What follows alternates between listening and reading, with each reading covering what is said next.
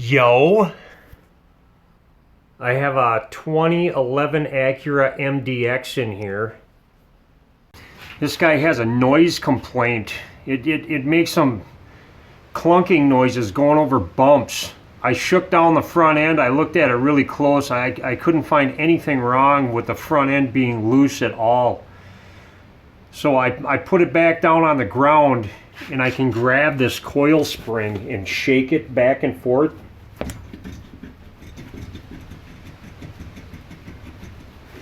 And it makes this funny, clunky, growly, I don't know, strange noise. And the other side doesn't do that either, and all the noise is coming from the passenger side. So I told him he's going to need some struts. I'm pretty sure that's going to be the problem. When I put my hands on that coil spring and shake it too, I can actually feel that noise resonating through the coil spring. So there's definitely a problem with this strut. The only real problem I kind of have is that these are load sensing struts. A lot of times there's an electromagnet in them and it dampens the movement in the strut. Apparently you can't get these from the dealer anymore either. They don't sell them, and I can't find them anywhere. He said he had the rears done not too long ago because it was pulling a code for him. I don't know where he found these shocks, but there's a little wire up there for that one. I can't find these anywhere. And to actually find these struts and buy them, you're probably going to need to take out a small loan just to get them. So I got this Arnott kit through Rock Auto. It was actually less money than just buying them electronic rear shocks. So he's just going to go back to a standard suspension system. Some people sell these ready struts and shocks with resistors, and you can just put a resistor in and out of the two wires for the shock. But apparently if you do that, it'll pull a code or something on comfort and not on sport, or vice versa. So if you touch the comfort and sport button, it'll cause a fault of some kind. And apparently this has a solid state module I can wire in somewhere, and apparently it deletes everything in the system, so it doesn't matter if you push that button or not. It's not going to have any codes or anything. So I'm going to try this kit out. It will need an alignment after I get done too. The alignment's going to be off on the front when you do struts on this thing. Of course I got to get these tires off first. All these lug nuts are 22 millimeters. I might as well start with the rears first. I have a 10 millimeter here for a bracket for this wire. And I can push on the top of this black connector. It's really dirty and filthy. And it don't want to move. I'm gonna blow all the dirt and crud out of it. Maybe that'll help.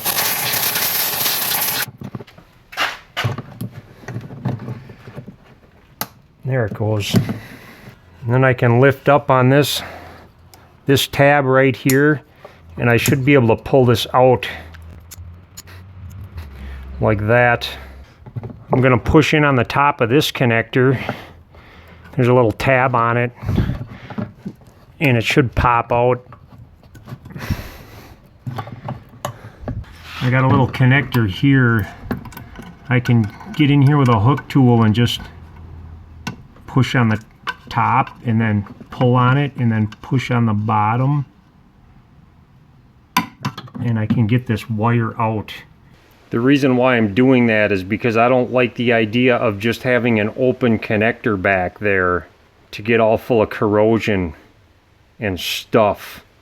So I'm gonna make a plug, and I got to get in here with a hook tool, and there's a little spot where I can get back in it, and I should be able to pull this gray piece of plastic out like so. It kind of went flying. And then I got two little tabs in there them two little tabs on this side. I'll be able to get in here with a pin or something. I made a de-pinning tool myself, but a regular pin would work just fine. And you got to get in, it's kind of hard to see, but you got to get in behind that tab and pull it back like that. And then I can pull this wire out like so. Do the same with the other side. There, now I got a connector to deal with that's empty, and I didn't have to cut these wires. I doubt anybody's going to want to use this system again, but after I get it out, I'm just going to plug this back into the shock and give them shocks back to them. Maybe you'll be able to sell them or something, because the rears are still good. Now I have some liquid tape. This is really good stuff for this. I'm just going to put liquid tape over these two holes. And if any of this is going to be reused, it's not that hard to just pick all this stuff out of here. That should make a nice waterproof connection, just like that. I can take and put this little piece of plastic back in here. Just pushes right down in there, like so. I'm going to plug this back in. There, now I got a waterproof connection, and it's not going to get full of corrosion. It doesn't matter what happens to it. I'm just going to try to tuck it back here anyways. I got a suspicious feeling if I unbolt this shock, this lower control arm is going to go flying down on me. So I'm going to support this with a something or another. These rear shock bolts are 17 millimeters. One on the top and then one on the bottom right down here. I'm going to lower this down nice and slow. So I'm just going to find a good pry point here with a pry bar and pull down on this as much as I can, and I should get just enough to get this thing out of here. Now these should go in pretty easy. And I just got to raise on this lower control arm again. Now that hole is lined up. Start that. These shock bolts get tightened to 47 foot-pounds. Now I'm just going to do the same thing to the other side. On the front, I'm going to start off by taking off the center axle nut, just because I don't like these axles coming apart. Sometimes when the hub falls down, the axles come out of the socket. These are 36 millimeter. Then I'm just going to tap this in. I have a couple of 10 millimeters for these wires. 12 millimeter on the brake line. This connector for this load sensing shock, you just push in on this tab and pull that out. I can get this clip out with a pick. Just push in on this side and pull it one way and push in on the back side.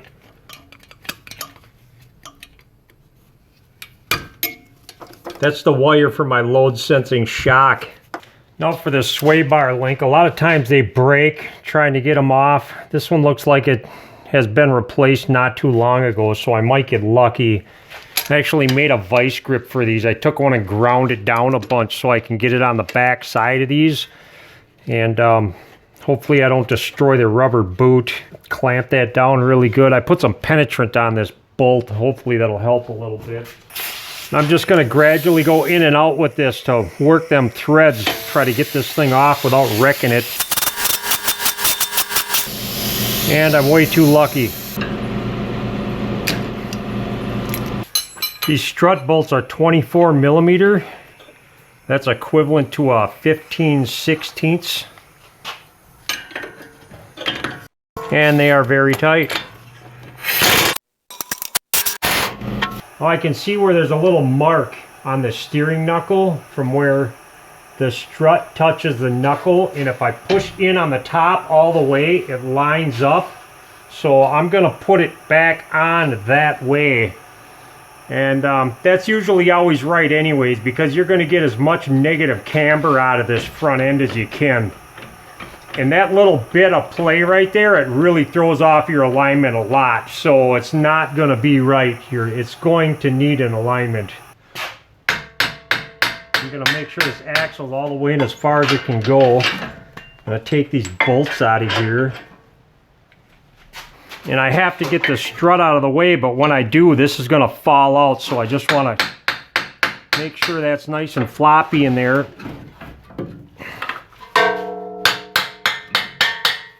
Let that axle just fall out like that.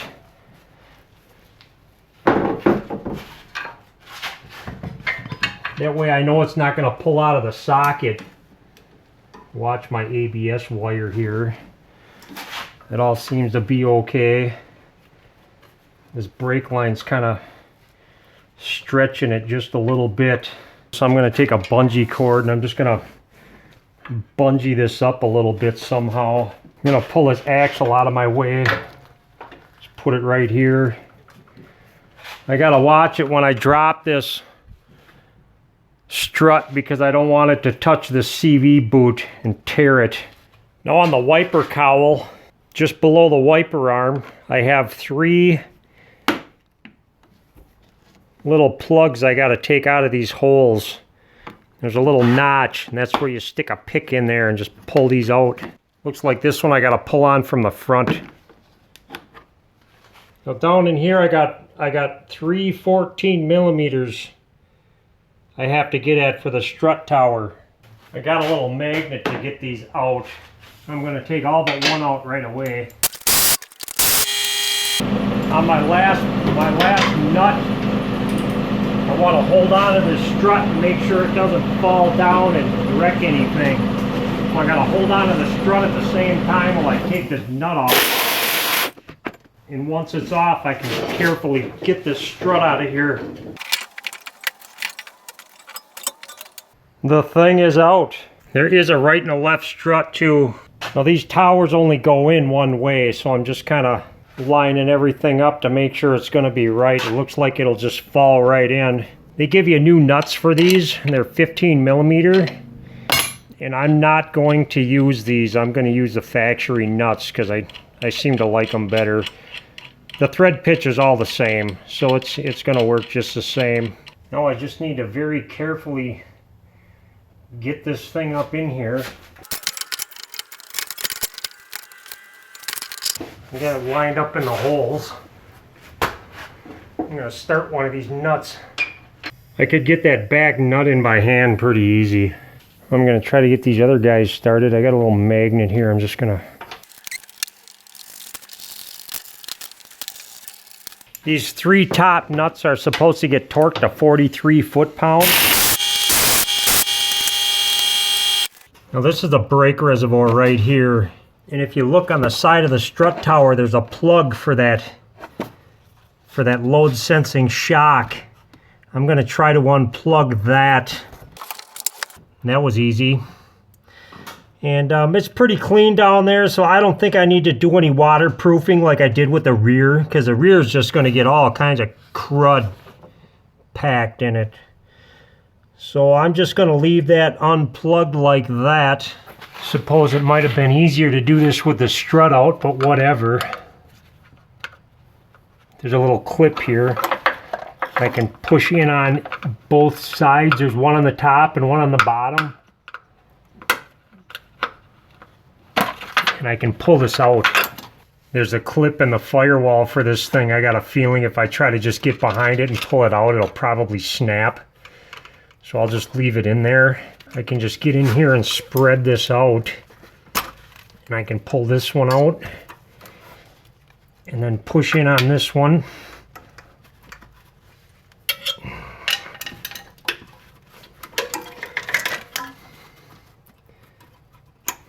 And I can take this wire out. Now with this bad boy,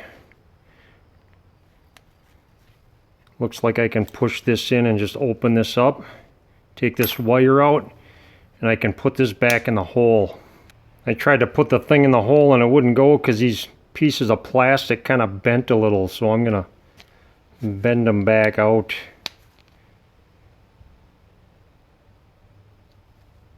Like so. And this should just snap right back in there. Like a big piece of magic. Now I can just put all this jazz back together. going to start by putting this axle back in the hole. Get the splines lined up. Then I'll start these strut bolts.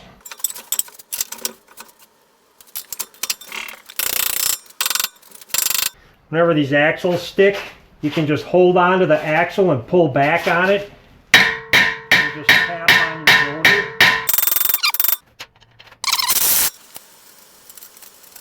I'm just going to push all the way in on this rotor so I get as much negative camber as I possibly can, and I'm going to snug this one down. These didn't feel quite right. They actually had to pinch in quite a bit. They are pinch bolts though, that's what they call them. So I'm actually going to use a torque wrench on these. These are supposed to get torqued to 116 foot-pounds. Make sure that backing plate doesn't rub from all that goofing off I did. There's a punch mark where this groove was. A lot of times you just line that old punch mark up with that groove and it'll be torqued right. These axle nuts are supposed to be torqued to 181 foot-pounds. That's a 140 torque stick, so I gotta go more than that. There, it's lined up. Now I can get a punch. I gotta punch this back down. I would guess this little bolt is right around 18 foot-pounds. There's a little tab that goes in this groove, so you can't screw that up. And if you have really bad OCD and you really feel like you just need to use a torque wrench on this, I'd say do it about 8 foot-pounds. Sway bar length goes to 58 foot-pounds. Everything on this side's together. Just do the same to the other side. Now we get to deal with this module. They give you some real nice installation instructions that involves no installation instructions. It just tells you to go online and look it up. So if you don't have the internet, you're probably screwed the pooch on that deal. Well then again, if you don't have the internet, you won't be watching this video either.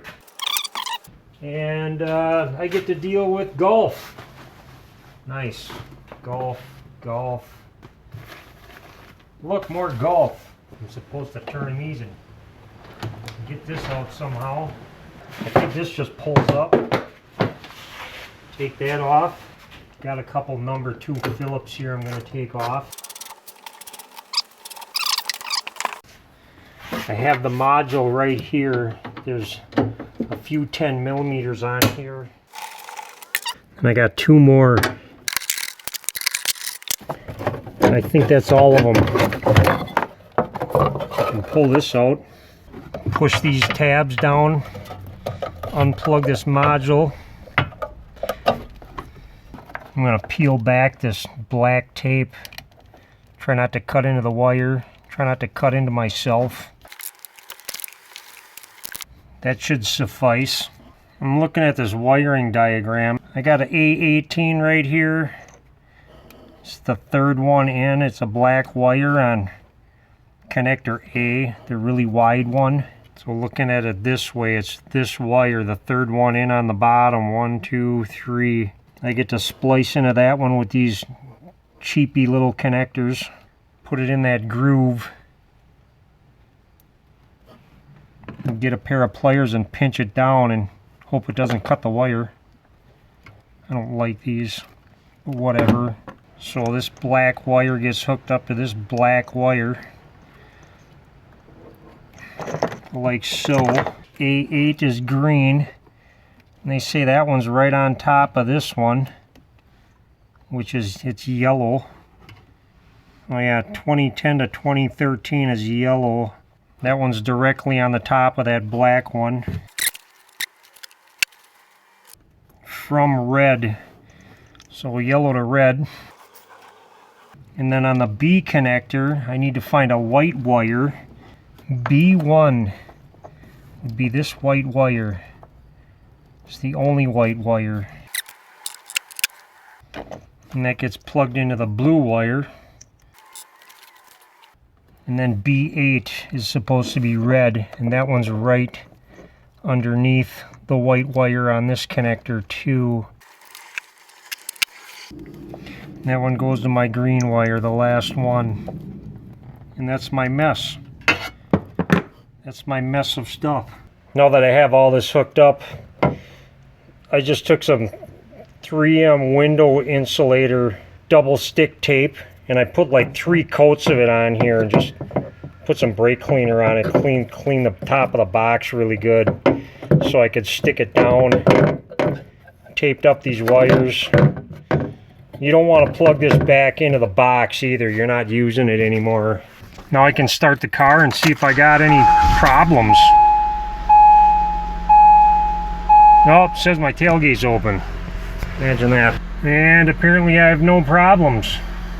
I'm just gonna tuck these wires in here and bolt this thing back down.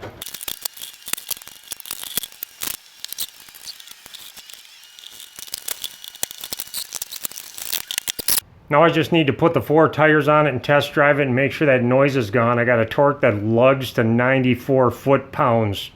I took it for a test drive. The noise is all gone. It looks like it's a little higher in the front end versus the rear. Not too bad. It bump steers like crazy. It needs an alignment really bad. But other than that, it's all good. Okay, bye.